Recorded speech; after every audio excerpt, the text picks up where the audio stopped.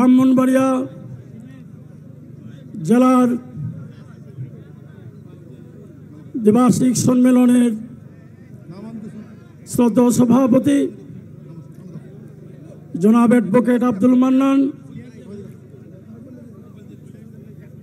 এই সম্মেলনের উদ্বোধক বাংলাদেশ জাতীয়তাবাদী দলের ভাইস চেয়ারম্যান, সাবেক মন্ত্রী, সাবেক উপদেষ্টা,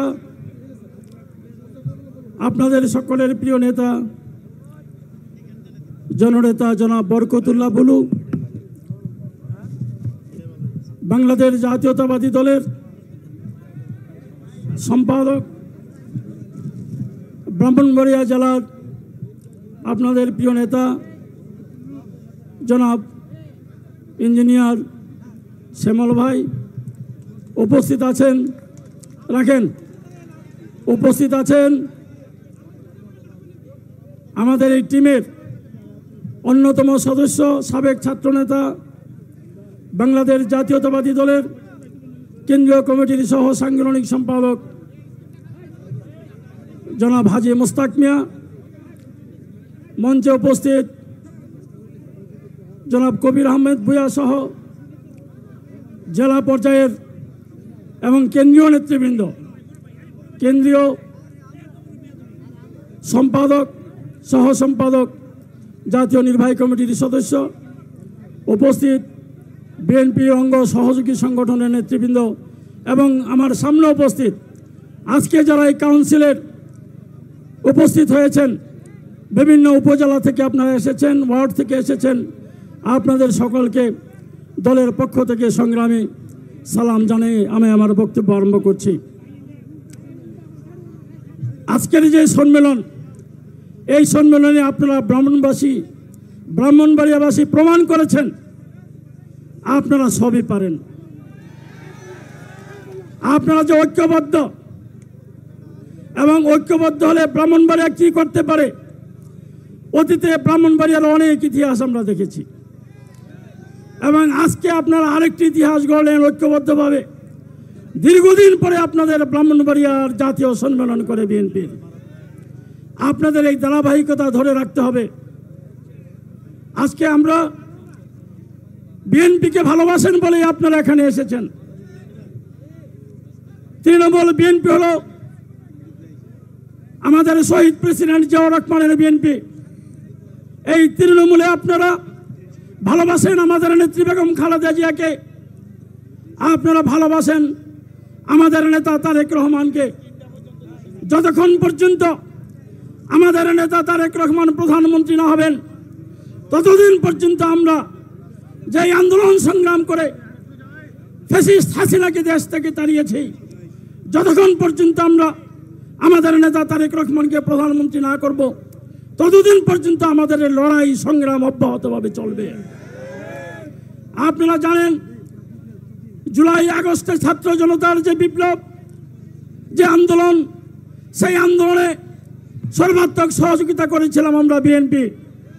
আমাদের নেতা তারেক রহমান নির্দেশ দিয়েছিলেন এই ছাত্র জনতার আন্দোলনকে সফল করার জন্য আমাদের যা যা করার সবই আমাদের করতে হবে। আমরা জুপে জঙ্গলে থেকেছি, আমরা ওই আখ খেতে থেকেছি, পাট খেতে থেকেছি, থেকে আমরা এই আন্দোলনকে বেগবান করেছি। আমাদের অনেক নেতাকর্মীকে গুম করা হয়েছে, আমাদেরকে খুন করা হয়েছে, আমাদের উপর স্টিম রুলার চালানো হয়েছে নির্যাতনের, তবু আমরা পিছপা হইনি। আমাদের নেতার নির্দেশ আমরা পালন করে গিয়েছি এবং নেতার নির্দেশে আমরা এই আন্দোলনকে সফল করার জন্য সর্বশক্তি নিয়োগ করেছি।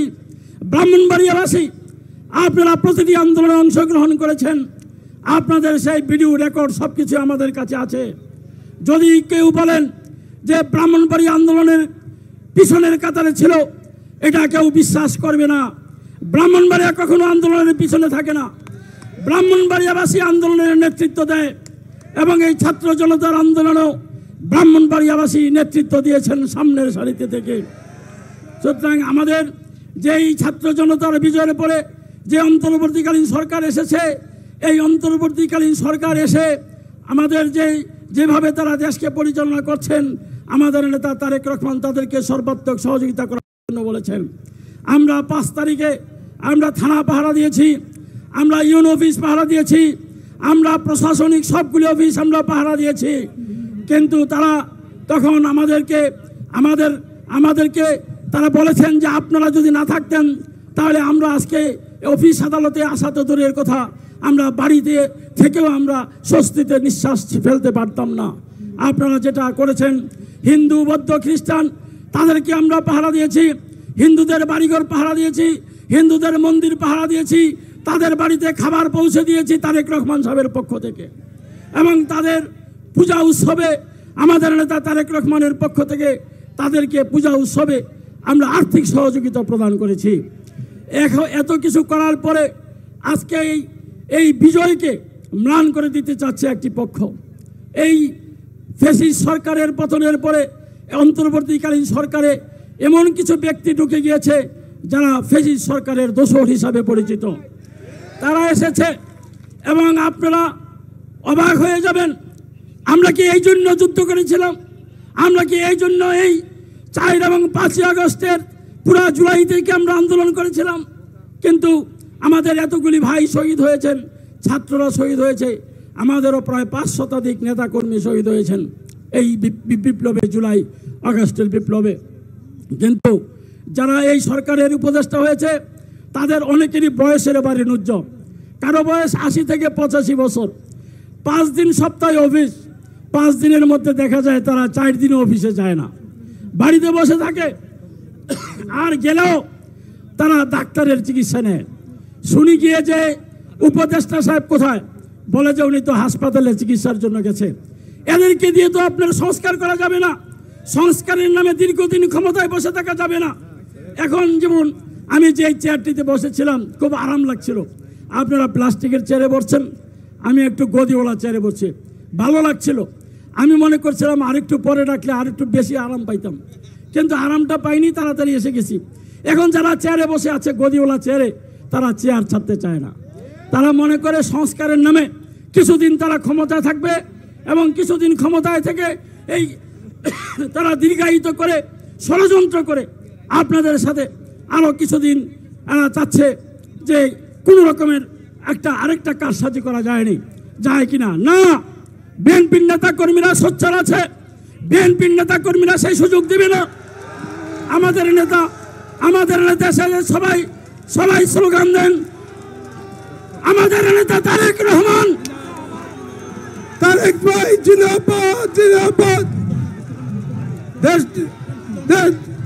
আর ভাই তারেক ভাই জোরে বলো, সবাই বলে আরো জোরে, সবাই বলো আরো জোরে।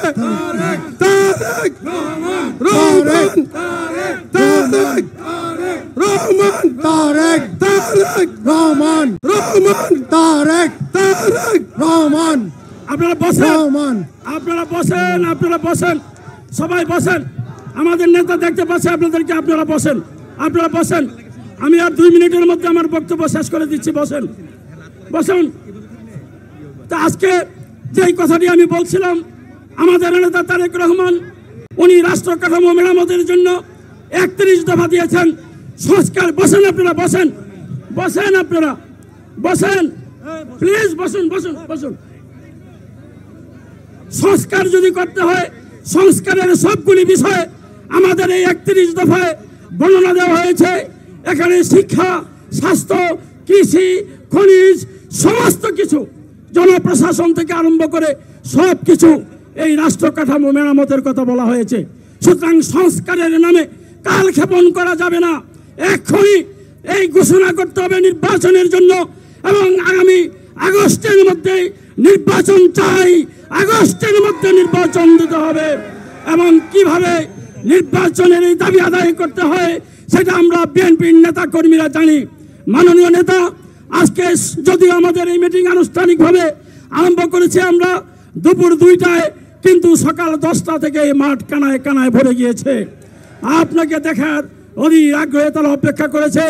আপনি এসেছেন, আমরা আর বক্তব্য দিতে চাই না। শুধু আমাদের যিনি আজকের এই টিম লিডার বরকতুল্লাহ ভুলু ভাই বক্তব্য দিবে। আমি আজকে যেহেতু সম্মেলন উপলক্ষে আপনাদেরকে আবারও বলতে চাই যে এই সম্মেলন আজকে একটি ঐতিহাসিক সম্মেলন ব্রাহ্মণবাড়িয়ায়। সুতরাং আপনারা কি একতাবদ্ধ ছিলেন? আছেন আপনারা? এবং সকাল থেকে আপনারা যে নজির স্থাপন করেছেন, এই ব্রাহ্মণবাড়িয়া হলো শিল্প সাহিত্য এবং সংস্কৃতির লীলাভূমি হলো ব্রাহ্মণবাড়িয়া, এবং আপনারা আজকে সেটার প্রমাণ দিয়েছেন। আমাদের নেতাও দেখেছেন। আমরা কিছুক্ষণের মধ্যে আমার নেতার যে নির্দেশনা, আমাদের নেতার যে বক্তব্য, সেটা আমরা শুনব।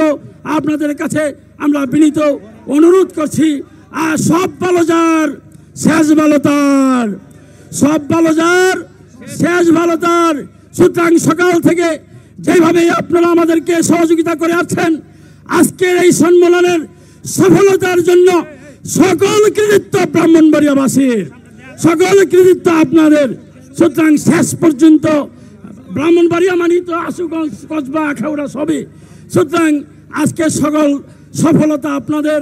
আমরা শেষ পর্যন্ত এই সফলতা ধরে রাখতে চাই। আমাদের নেতা বক্তব্য রাখবেন।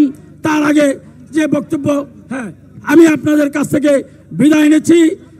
বাংলাদেশ জিন্দাবাদ, বাংলাদেশ জাতীয়তাবাদী দল জিন্দাবাদ, শহীদ প্রেসিডেন্ট জিয়াউর রহমান অমর হোক, দেশনেত্রী বেগম খালেদা জিয়া জিন্দাবাদ, আমার নেতা আপনাদের নেতা তারেক রহমান জিন্দাবাদ, জিন্দাবাদ, জিন্দাবাদ।